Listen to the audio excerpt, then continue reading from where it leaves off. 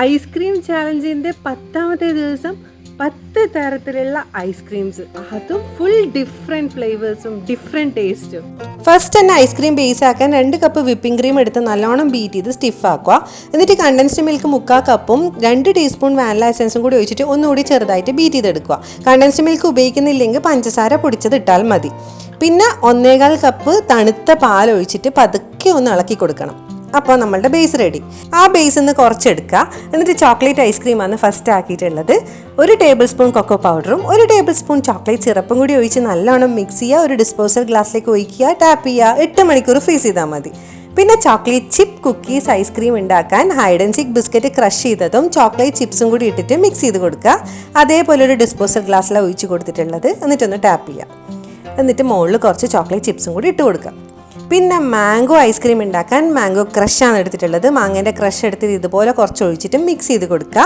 ഗ്ലാസ്സിലേക്ക് ഒഴിക്കുക, ഫ്രീസ് ചെയ്യാൻ വെക്കാം. കുറച്ച് മുകളിൽ ക്രഷ് കൂടി ഒഴിച്ചൊന്ന് ഡെക്കറേറ്റ് ചെയ്ത് ആ ഒരു ഭംഗി കിട്ടും. പിന്നെ ആക്കിയത് മോക്ക ഐസ്ക്രീമാണ്. മോക്ക ഐസ്ക്രീമിനായിട്ട് 1 ടേബിൾ സ്പൂൺ കൊക്കോ പൗഡറും 1 ടീസ്പൂൺ ഇൻസ്റ്റൻറ്റ് കോഫി പൗഡറും കൂടി എടുത്തിന് 2 കൂടി മിക്സ് ചെയ്തിട്ട് ഗ്ലാസ്സിലേക്ക് ഒഴിക്കുക. അതിനുശേഷം ബനാന ഐസ്ക്രീം ഉണ്ടാക്കിനി അതിനായിട്ട് ഒരു ചെറിയ പഴം എടുത്തിട്ട് ചെറിയ കഷ്ണങ്ങളാക്കി മുറിച്ചിട്ട് അതിൻ്റെ അകത്ത് ഇട്ടിട്ട് ഒന്ന് മിക്സ് ചെയ്ത് കൊടുക്കുക. എന്നിട്ട് നമുക്ക് ഗ്ലാസ്സിൽ ഒഴിച്ചിട്ട് ടാപ്പ് ചെയ്തിട്ട് ഫ്രീസറിൽ വെക്കാം. പിന്നെ എടുത്തത് ലിച്ചി ക്രഷാണ്.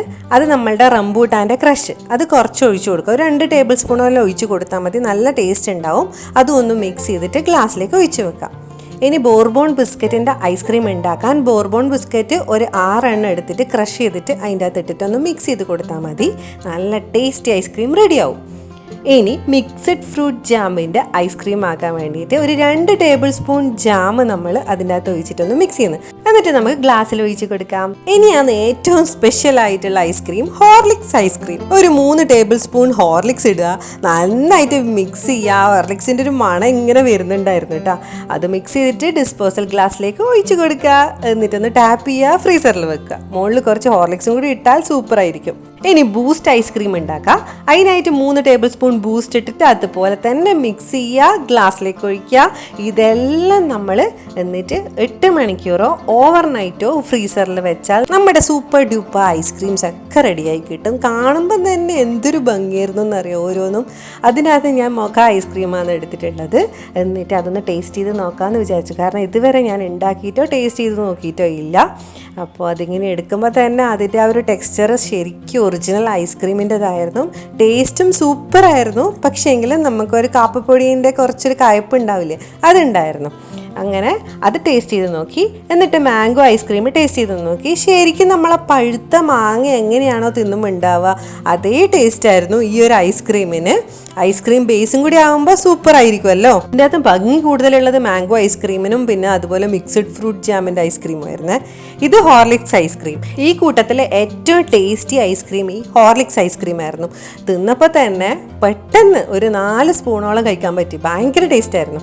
അതിനുശേഷം ഹൈഡ് ആൻഡ് സീക്ക് ബിസ്ക്കറ്റിൻ്റെ ഐസ്ക്രീം തിന്ന് നോക്കി. അത് ശരിക്കും പറഞ്ഞാൽ ആ ബിസ്ക്കറ്റിൻ്റെ ടേസ്റ്റ് തന്നെയാണ്. ചോക്ലേറ്റ് ചിപ്സും കൂടി ഇട്ടപ്പോൾ അതിൻ്റെ ആ ഒരു ഇതും വന്നിരുന്നേ ഉള്ളൂ.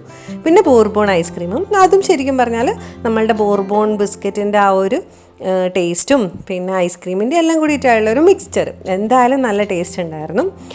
പിന്നെ ഏറ്റവും ഫേവറേറ്റ് ആണ് എൻ്റെത് ചോക്ലേറ്റ് ഐസ്ക്രീം. അത് പറയണ്ടല്ലോ, സൂപ്പർ ടേസ്റ്റ് ആയിരുന്നു ചോക്ലേറ്റ് ഐസ്ക്രീം. ഐസ്ക്രീം ഇഷ്ടമുള്ളവർക്ക് പെട്ടെന്ന് തന്നെ ഇങ്ങനെ ചോക്ലേറ്റ് ഐസ്ക്രീം ഉണ്ടാക്കിയിട്ട് കഴിക്കുന്നതായിരിക്കും നല്ലത്. കാരണം പെട്ടെന്ന് തന്നെ നമുക്ക് ഉണ്ടാക്കാൻ പറ്റും. ഒരു ഗ്ലാസ്സിലെടുത്തിട്ട് ആക്കിയാൽ മതിയല്ലോ. ആ ടെക്സ്ചർ നോക്കിയാട്ടെ, അടിപൊളിയായിരുന്നു. ഇത് സ്ട്രോബെറി ഐസ്ക്രീം ആണെന്ന് കാണുമ്പോൾ തോന്നുക. ഇത് മിക്സഡ് ഫ്രൂട്ട് ജാമിൻ്റെ ഐസ്ക്രീമാണ്. ശരിക്കും പറഞ്ഞാൽ സ്ട്രോബെറി ഐസ്ക്രീം കഴിക്കുന്ന പോലെ ഉണ്ടായിന്. ബനാന ഐസ്ക്രീം ബനാന ആ ഒരു കഷ്ണങ്ങളെല്ലാം ഇട്ടത് കൊണ്ട് അതിൻ്റെ ആ ഒരു ടേസ്റ്റ്.